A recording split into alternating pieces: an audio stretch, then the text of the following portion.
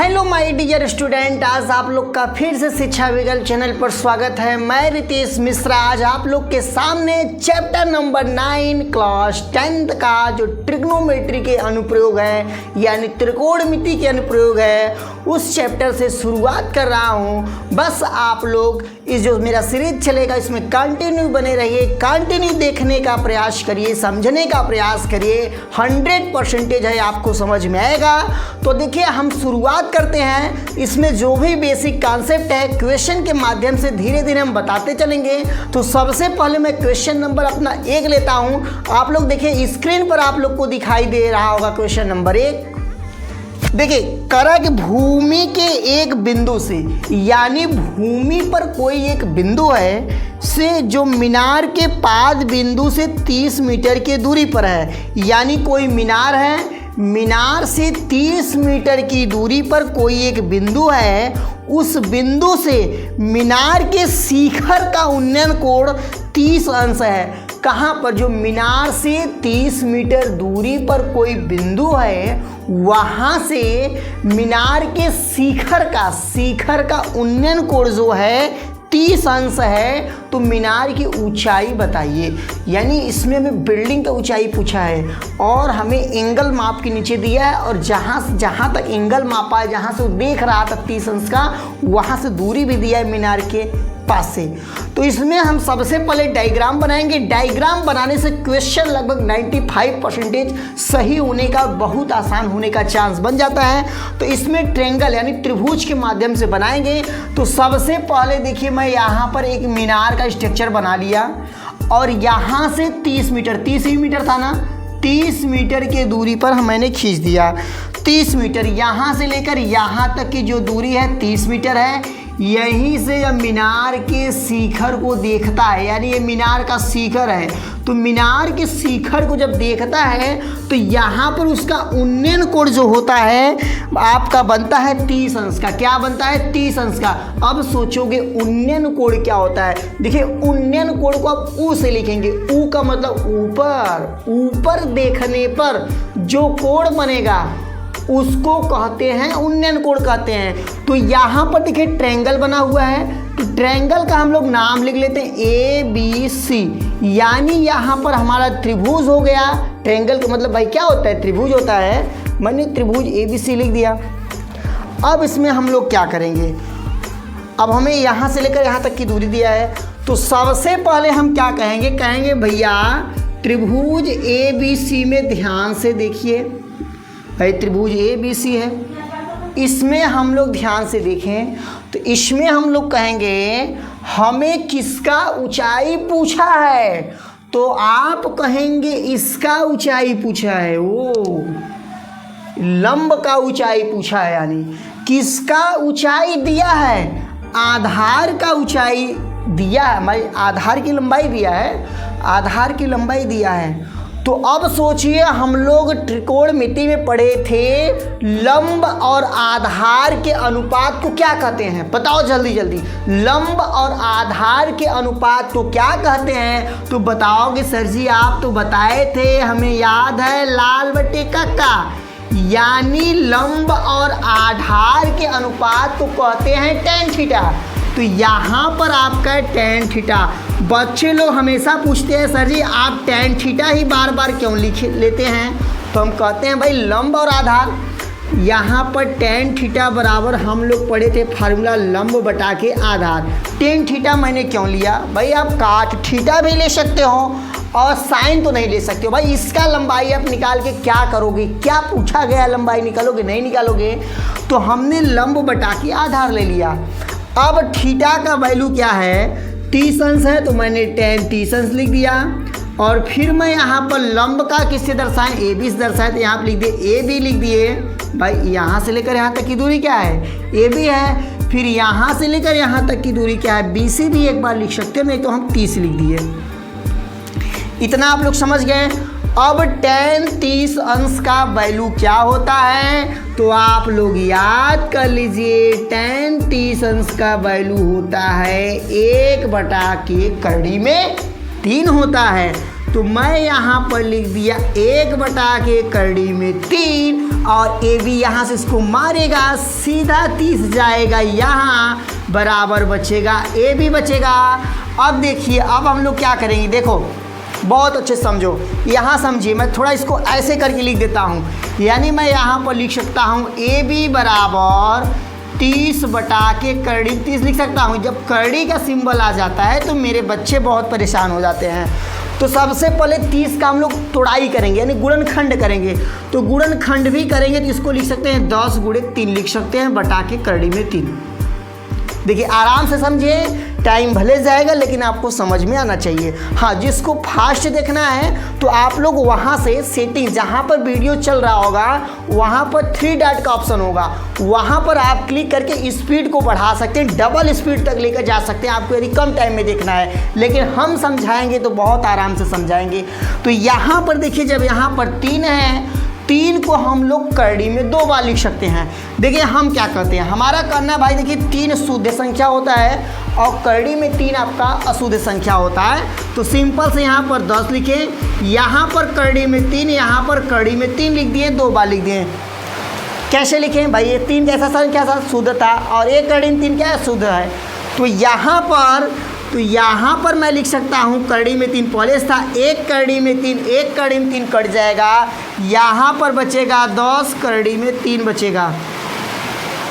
ये आपका question number 1 solve हो गया है और आशा करता हूँ कि आप लोग को बहुत अच्छे से समझ में भी आ गया होगा। जिन लोग को स्क्रीनशॉट लेना है स्क्रीनशॉट भी ले सकते हैं, और जिन लोग को नोट करना है नोट भी कर सकते हैं। लेकिन क्वेश्चन आप लोग को 360 पर देखेंगे तो अच्छे से दिखाई देगा, लेकिन मैं क्वेश्चन को डिस्क्रिप्शन में भी लिख दूँगा, आप वहाँ से भी जाकर उसको देख सकते हैं। ये मेरा क्वेश्चन नंबर 2 क्या कहता है, आंधी आने से एक पेड़ टूट जाता है। देखिए आंधी का बात किया, यहाँ पर भी इंद्र देवता बहुत खुश होकर बरसात इस समय भी कंटिन्यू कर रहे हैं।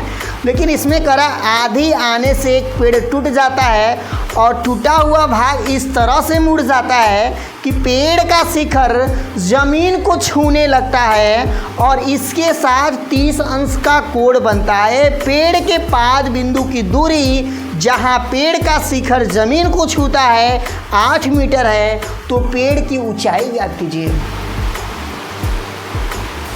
क्वेश्चन नहीं समझ में आया, मैं पढ़ते हुए चला गया। देखिए अब हमारे भाषा में समझिए, तो बुक के भाषा में था, कह रहा है कि भैया आंधी आता है और एक पेड़ टूट जाता है। तो सबसे पहले मैं एक यहाँ पर पेड़ बना देता हूँ। ये डॉक्टर मनोहरे की बुक से है, क्वेश्चन नंबर 2 है, NCERT का भी कवर हो जाएगा। एक हमारा यहाँ पर आपका बन गया, पेड़ खड़ा था, ठीक है।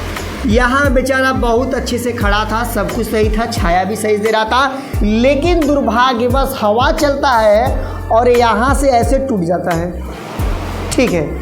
यहाँ पर टूट कर तो मैं इसको डॉट कर देता हूँ, समझिए, डॉट हो गया भाई, वही हिस्सा टूट के आ गया और ज़मीन पर भाग्यवश टच करता है और उसके बाद क्या कह रहा था 30 अंश का कोण बनाता है। कितने अंश का कोण बनाता है, 30 अंश का यहाँ पर कोण बनाता है।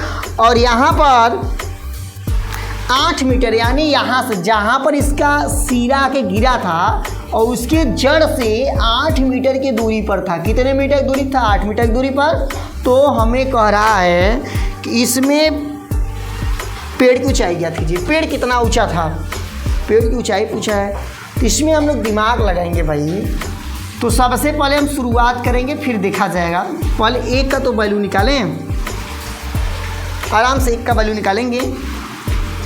सबसे पहले बता देंगे भाई ट्रेंगल कौन से ट्रेंगल में, ट्रेंगल तो इसमें एक ही है, लेकिन तब पर भी बताएंगे। त्रिभुज ABC में tan 30 अंश। बार बार बच्चे कहते हैं सर जी tan 30 अंश लेते हैं, आप tan ही क्यों लेते हैं, भैया tan का मतलब होता है लंब और आधार का वैल्यू दिया है और लंब का वैल्यू हमें निकालना है। तो क्या मतलब है साइन कास लेने से, इसका वैल्यू निकाल के क्या करोगे बताओ, किस काम का है, कुछ किसी काम का नहीं है। तो इसलिए हम लोग पहले tan 30 अंश लेंगे, हम यहाँ से लेकर यहाँ तक ऊंचाई निकालने के लिए काम का कराएंगे अपना। तो देखिए tan 30 अंश हो गया, तो tan 30 अंश बराबर भाई tan थीटा का फार्मूला क्या होता है, तो tan थीटा का फार्मूला होता है लंब बटा के आधार होता है, यही होता है। मैं यहाँ पर इसको इरेज कर देता हूँ, क्योंकि लंब का जो वैल्यू है ए बी है और जो आधार का वैल्यू है बी सी है। ठीक, इतना समझ में आ गया। अब tan 30 अंश का वैल्यू क्या होता है, 1/3 होता है। और यहाँ पर ए बी हो गया और बी सी का वैल्यू क्या होता है, 8 होता है। इतना आप लोग समझिए। अब यहाँ से 8 जो है आपका यहाँ से यहाँ भेज देंगे, यानी यहाँ हम लोग का हो जाएगा 8/3 हो जाएगा ए बी का वैल्यू। ए बी का वैल्यू क्या होगा, 8/3 हो गया। यार अभी तो हम लोग क्या निकाले हैं, जो पेड़ खड़ा था वही भाग निकाल पाए हैं। क्या ऊपर वाला हिस्सा का निकाले हैं, नहीं निकाल पाए हैं। ऊपर वाला हिस्सा आकर कहाँ गिरा है, बताओ कहाँ गिरा है ऊपर वाला हिस्सा आकर, यहाँ पर, यही ऊपर वाला हिस्सा यहाँ पर आकर गिरा है। तो यानी इस बार तो एक कड़ का काम कर रहा है। इसमें किसका काम कर रहा है, कड़ का। देखिए आ गया। इसमें हम लोग चाहेंगे, हम चाहें तो ये आधार है, यहाँ पर हम लोग कास का यूज करा सकते हैं, या आप कास का यूज कराइए या कास को उल्टा सेक का भी यूज करा सकते हैं। अभी बता रहे हैं कैसे होगा।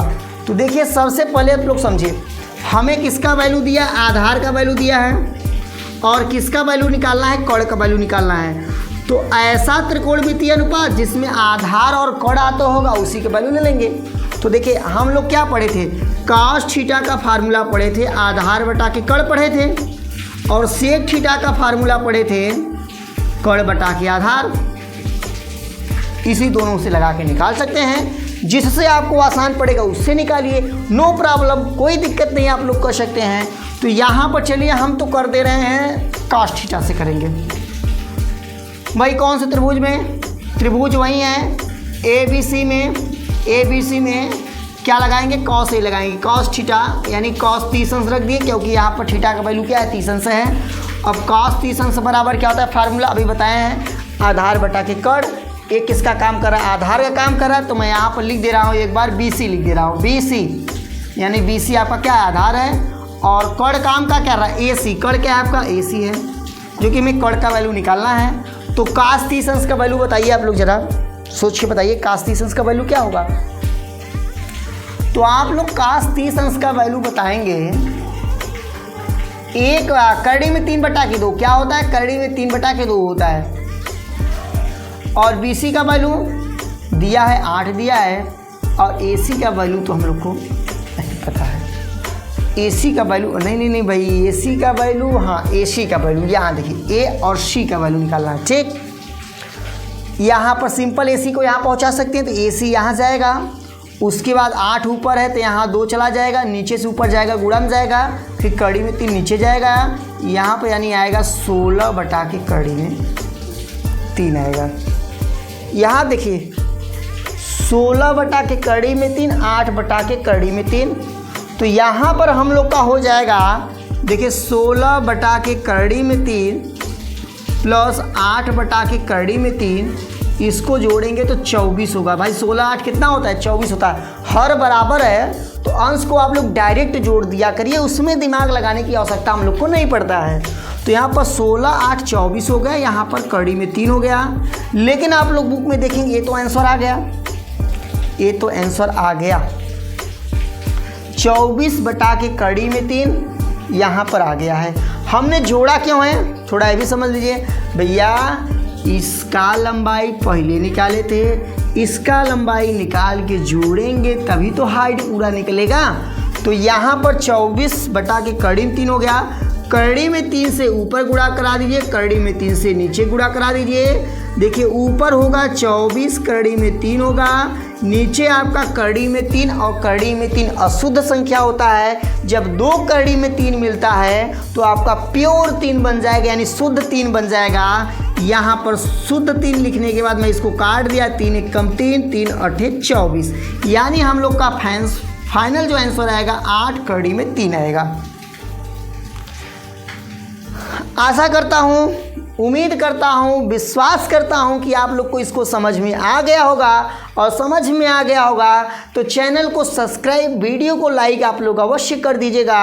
और आप लोग यदि नोट करना चाहते हैं इसको नोट कर लीजिए, वीडियो को ब्रेक करके भी आप लोग नोट कर सकते हैं, थोड़े 10-5 सेकंड के लिए रोक कर अपना नोट कर लीजिए।